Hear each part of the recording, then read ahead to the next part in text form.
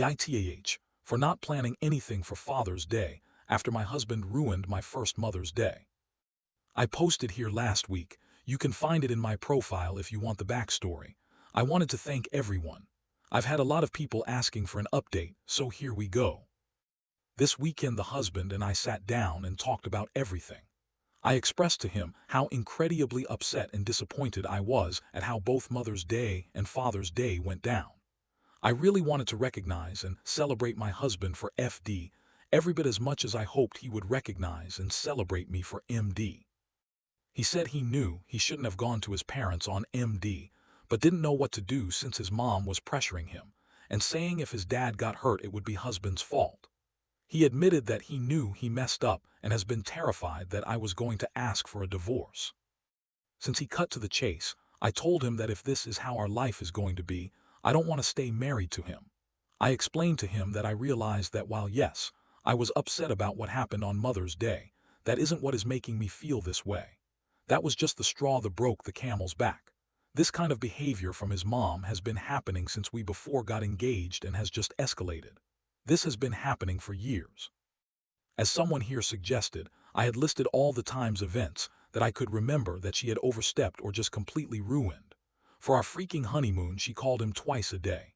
Every morning to find out our plans for the day and then every evening to hear how the day went. Plus the constant texting, asking for pictures, telling him how much she missed him. I don't know how I thought this was acceptable. She tried to make our wedding about herself, tried to make my pregnancy about herself, tried to take over when we brought our son home, just constantly inserting herself and overstepping. I told him that I don't really want to get divorced right now, but it's going to happen anyway. I'd rather get divorced now while we can still do it amicably. Because if nothing changes, I'm going to end up so angry and resentful that it would make divorce very contentious, and I don't want that for our son.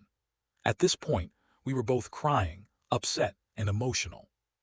So I told him that I'll give him some time to decide what he's going to do, but if I don't see clear effort being made to start prioritize me and our son, that I'd move forward with the divorce. And the change has to continue. Every time we've fought about this in the past, he's promised he'll change and sometimes he has, but then his mom pulls him back into her orbit. If we are to stay married, these are some of the things I'm insisting on in no particular order.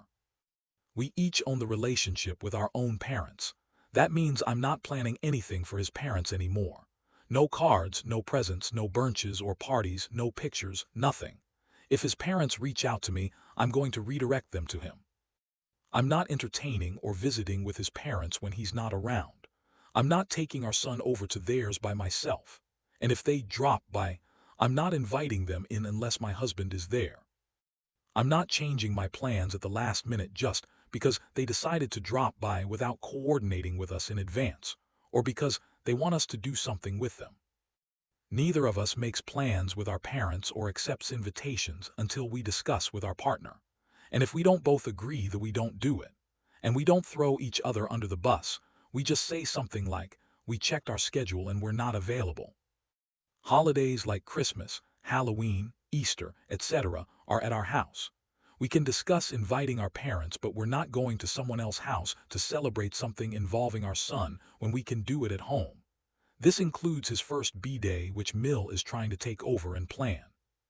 Other holidays will alternate between our parents, and we will focus on being present. That means no more texting, talking to his mom nonstop when we're with my parents. No more oversharing with Mill.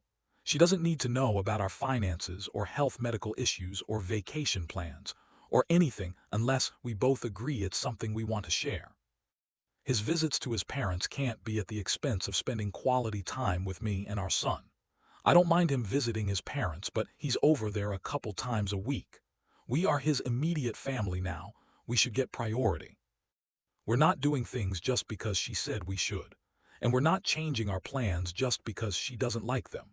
She really doesn't understand that wrong and different are not the same thing.